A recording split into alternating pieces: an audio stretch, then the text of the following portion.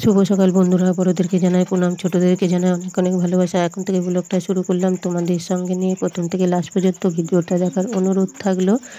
আমি বর্ধমান জেলার ছোট্ট একটি গ্রাম থেকে আমি সোমা বলছি, সোমা ডেলি ব্লগ চ্যানেলে সবাইকে স্বাগত। আজ শুক্রবার, রথযাত্রা উপলক্ষে সবাইকে শুভেচ্ছা ও অনেক অনেক ভালোবাসা জানাই। এই দেখো, সকালবেলা ঘুম থেকে উঠেই দেখছি খুব বৃষ্টি হচ্ছে। কাল রাতেও হয়েছিল বৃষ্টি, দিয়ে দেখো জল পড়ে ভিতরে সব বিছানা কাঁথা ভিজে গিয়েছে। আবার সকালবেলা আরম্ভ হয়ে গিয়েছে, তাই সকাল সকাল সব বিছানাটাকে আগে তুলিয়ে নিলাম, বাইরেরও কাজ পরে করব। বিছানাকে তুলিয়ে নিয়ে দেখো ওই কটা কেচে নেবো। আর ওটা মোটা কাঁথা যেহেতু ওটা তুললাম না, ওটা পরে রোদে দিয়ে দেবো, রোদ হলে পরে। এখন যেহেতু বাইরে বৃষ্টি হচ্ছে, চলো তোমরা তাহলে বাইরের পরিবেশটা দেখো। তবে এখন একটু কমে এসেছে বৃষ্টিটা, ঝমঝম যখনই হচ্ছে তখনই ঝমঝম করে বৃষ্টি হচ্ছে। আর এখন একটু কমে এসেছে, তবে আর একটু কমলে পরে তবে বাইরের কাজগুলো হাত দেব। বৃষ্টি হচ্ছে, বাইরের পরিবেশটা কিন্তু দেখতে তো ভালোই লাগছে, কিন্তু কাজ করতে পারছি না, এটাই তো খারাপ লাগছে। আর এই দেখো তোমাদের দাদাভাই চা করলো, চা হয়ে গিয়েছে, চাটা খেয়ে নেবো, দিয়ে তারপরে বাইরের কাজ হাত দেবো।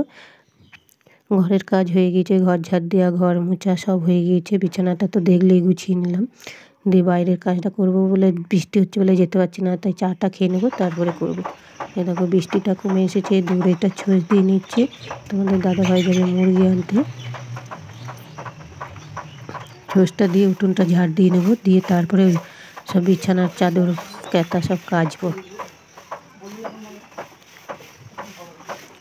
এরকম বৃষ্টিতে সব পাতা একবারে নেপেও এসেছে, উঠছে না, তা কী করবো, বাসি উঠোন ঝাড় তো দিতে হবে। কোনো রকম আলগা করে ঝাড় দিয়ে নিয়ে যাচ্ছি, দিয়ে ঝাড় দিয়ে চলে আসলাম কলপারে। ওই যে সব বিছানাগুলো তুলেছিলাম, সেই চাদর কাঁথাগুলো সব ভিজিয়ে, সার্ফে ভিজিয়ে কেচে দেবো, তাই সার্ফে ভিজিয়ে দিলাম। দেখো কাচাকুচি হয়ে গিয়েছে, দিয়ে ছাদে চলে আসলাম, মেলে দিলাম। সকাল সকাল মেলে দিচ্ছি, জামা কাপড় বলছি সরি। ওই দেখো বিছানার চাদর এগুলো সব কেচে মেলে দিচ্ছি, দিয়ে মেলে দেওয়ার পরে তারপরে স্নান করবো।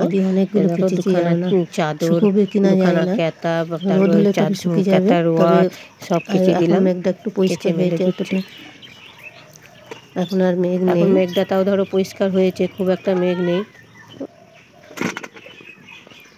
দেখো এই কাঁথাগুলো, এটা বিছানায় পাতা থাকে না, এটা মানে মশারি চাপা দিয়ে ধরো মশারি টাঙানো হয়, নাহলে ফ্যানের হাওয়ায় উড়ে যায়।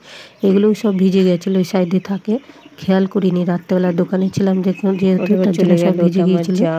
আর বিছানায় অল্প ভিজেছে, আর এই কাঁথাগুলো ছিল এগুলোই সব ভিজে গিয়েছে। আর ভিজে গেলে জানো তো গন্ধ হয়, একটা রোদে না শুকলে পরে। স্নান করে ঠাকুর পুজো আজকে দিইনি, আমার দেওয়া হবে না বলে, বেগুন ভাজা হবে, দিয়ে চলে আসলাম রান্নাঘরে। রান্নাঘরে ভাত হয়ে গেছে, ভাত হয়ে গিয়েছে, দেখানো হয়নি, ছেলে খেতে বসে পড়েছে।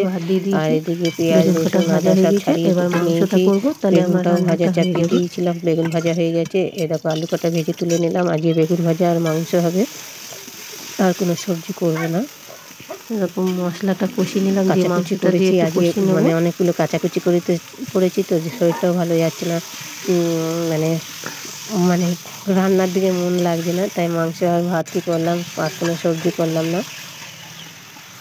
মাংস হলে জানো তো সবজি খেতে চায় না, সবজি সব পড়ে থাকে, আমাকেই খেতে হয়, যার জন্য আর সবজিটা আর করলাম না। বেগুন ভাজা, মাংস আর ভাত, আর বেশি কিছু করলাম না, এই দুরকম পদই করলাম। জানো তো মাংস করলে পরে কোনো সবজি হলে পরে কেউ খেতে চায় না, সব সবজি আমাকেই খেতে হয়। যাই হোক, রান্না হয়ে গিয়েছে, খাওয়া দাওয়া করে নিলাম। এরই মধ্যে ধরো আবারও একবার বৃষ্টি হয়ে গেল, সব যে বিছানা কাঁথা যা রোদে দিয়েছিলাম সব তুলে নিয়ে এসে খাওয়া দাওয়া করে নিয়েছি, দিয়ে দেখো বাসন কটা মেজে ধুয়ে নিচ্ছি, দিয়ে রান্নাঘরটা পরিষ্কার করব, তারপরে আবার বিছানাটায় পাতাবো। বিছানাটা ধরো সব তোলা আছে।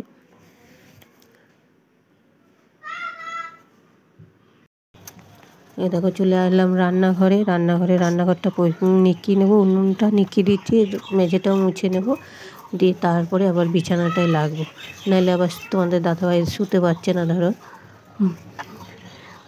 সে তার প্রতিদিন তো শোয়ার অভ্যাস। দেখো চলে আসলাম ঘরে, এবার বিছানাটা পাতিয়ে নেব।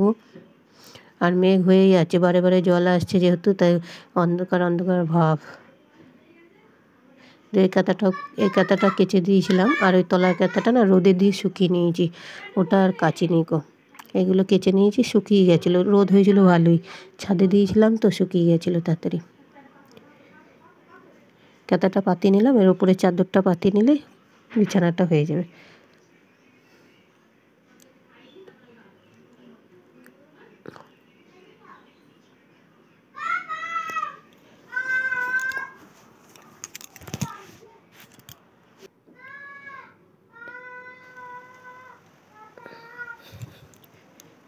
দেখো বিছানাটাকে পাতা হয়ে গেল। আর এই কাঁথাগুলো কেচে দিয়েছিলাম, শুকিয়ে গিয়েছে। এগুলো ভাঁজ করে নিয়ে রেখে দেবো গোছ করে। এগুলো মশারি চাপা দিই। আবার একটু ঠান্ডা ঠান্ডা আবহাওয়া থাকলে পরে তখন আবার গায়েও নেওয়া হয়, যার জন্য সবকটাই একবারে সার্ফ কেচে দিয়েছি।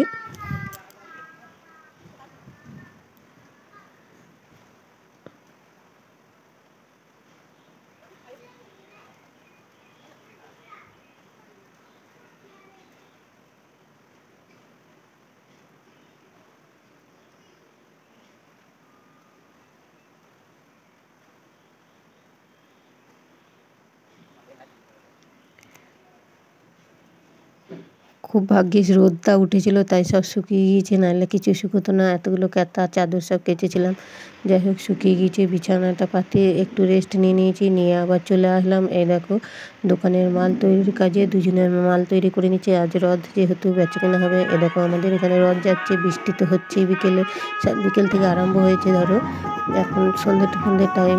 এ দেখো এই টাইমে আমাদের এখান থেকে রথ নিয়ে যায়, রথ টেনে নিয়ে যায়। তাই দেখো সব নাচছে, সবাই ভিজে গিয়েছে বৃষ্টিতে। এখন রথ আসছে, আমরা দোকানে বসে পড়েছি।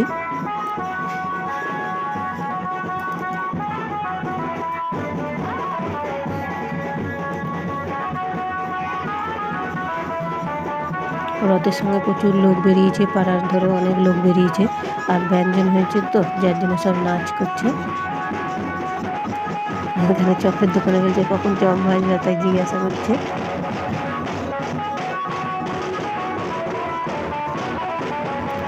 ওই দেখো সবাই আগে নাচতে নাচতে যাচ্ছে, এবার পেছনে রথ আসছে।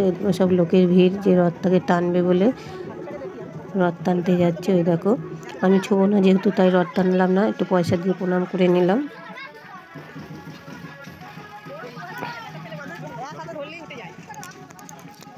আজকে রথযাত্রার উপলক্ষে 3টে দোকানে হালখাতা ছিল, সেটা করে তোমাদের দাদাভাইয়ের দোকান থেকে উঠে আসার পরে করে নিয়ে আসলো।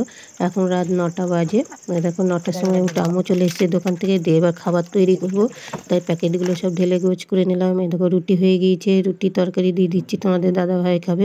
তা শুভরাত্রি। ভিডিওটা আর বেশি বড় করলাম না, এখানে শেষ করলাম। ভালো লাগলে লাইক শেয়ার কমেন্ট অবশ্যই করবে। আর সবাই সুস্থ থাকবে, ভালো থাকবে।